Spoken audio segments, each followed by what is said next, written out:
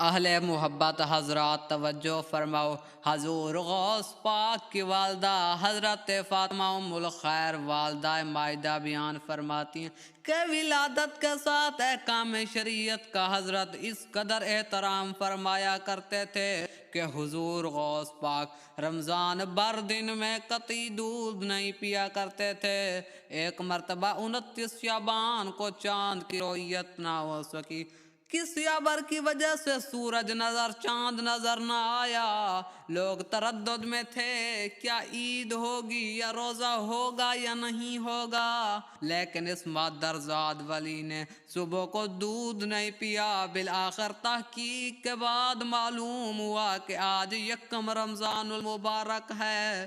آپ کی والدہ محترمہ کا بیان ہے کہ پورے عہد رضاعت میں دودھ کے عالم میں آپ کا یہ حال رہا کہ سال کے تمامی مہینوں میں آپ دودھ پیتے رہتے تھے، لیکن جوں ہی رمضان کا مہینہ آتا تھا آپ دودھ پینا چھوڑ دیتے تھے۔ دودھ کی طرف دن کو تو رغبت فرماتے ہی نہ۔ رمضان شریف کے پورے مہینے آپ کا یہ معمول رہتا تھا، طلوع آفتاب سے لے کر غروب آفتاب تک قطعاً دودھ نہیں پیتے تھے، خواہ کتنی ہی دودھ پلانے کی کوشش کی جاتی۔ یعنی رمضان شریف کے پورے مہینے آپ دن میں روزے سے رہتے تھے، اور جب مغرب کے وقت اذان ہوتی تھی، خدا کا آیام، خدا کا پیغام جب آتا تھا روزے داروں کے لیے، روزہ افطار کرنے کے لیے جب اذان آتی، آپ بھی روزہ افطار فرماتے، دودھ پینے لگ جاتے۔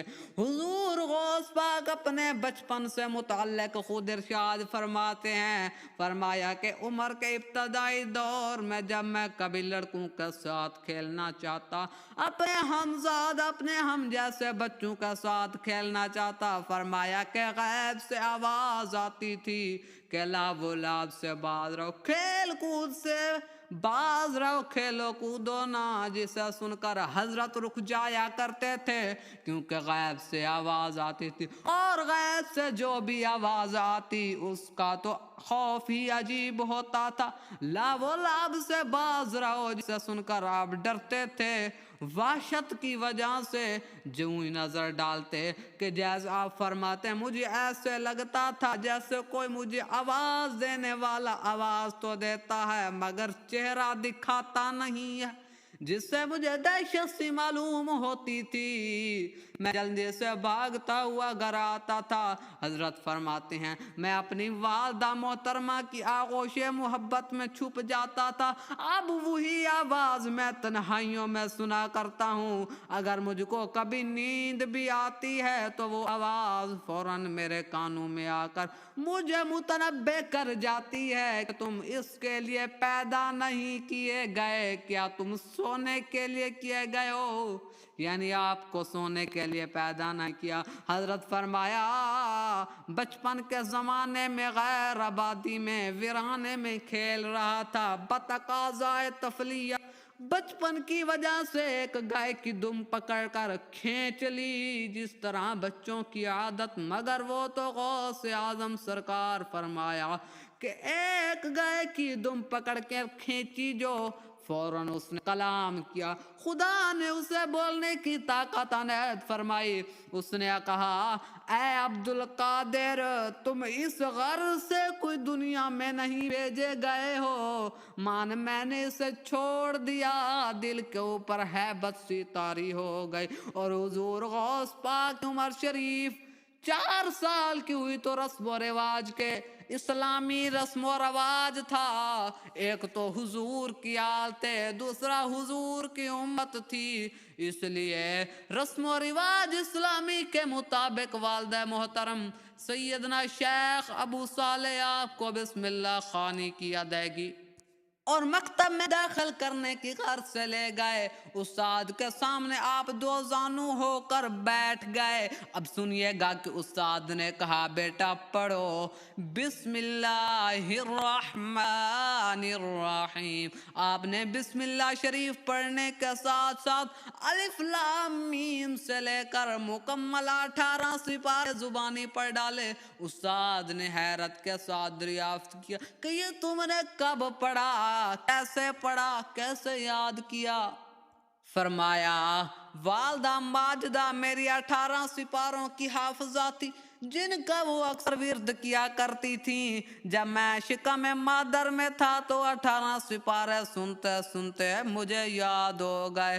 آپ فرماتے ہیں کہ میں اپنے وطن جلان ہی میں باضابطہ طور پر قرآن کریم ختم کیا اور چند دوسری دینی کتابیں بھی پڑھ ڈالیں۔ اب والد گرامی حضرت شیخ ابو صالح کا سایہ کرم اٹھ جانے کے بعد آپ کو اپنی زمین اور گھر کے دوسرے امور کو سنبھالنا پڑا۔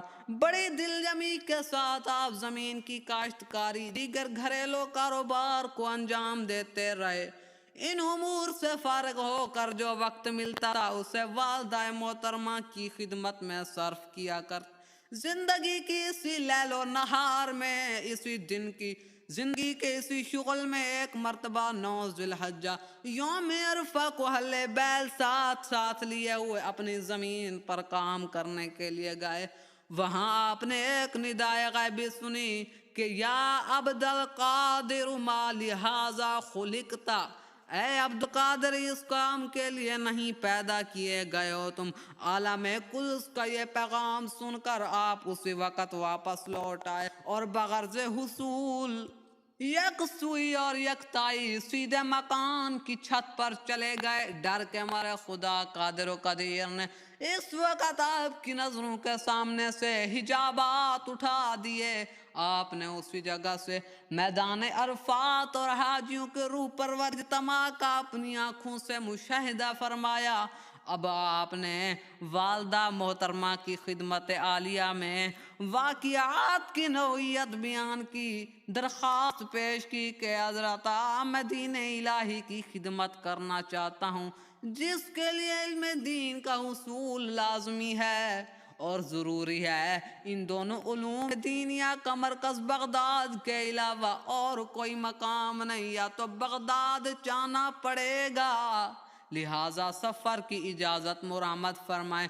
ایک ماں کے لیے ایسے ہونہار طاعت گزار فرزند کو اپنی جدائی کی اجازت دینا کوئی آسان کام نہ تھا، لیکن دین کی پرستار، دین اسلام کی مقدس خاتون نے دین کی فلاح و بہبودی کی خاطر اپنی نیک دعاؤں کے ساتھ اپنے بیٹے کو سفر کی اجازت دے دی اور فرمایا 488 ہجری میں آپ ایک قافلہ کے ہمراہ ماہ بغداد مقدس سے روانہ ہوئے۔ اسی زمانہ میں بغداد مقدس ایک بہت ہی عالم اسلام کا مرکز، خلیفۃ المسلمین کا مستقر، صاحبان فضل و کمال، اصحاب علم و حال کی آماجگاہ تھا۔ یعنی علماء کرام بغداد کے اندر علم و تعلم کا ذریعہ، علم و تعلیم کا ذریعہ چلا رہے تھے۔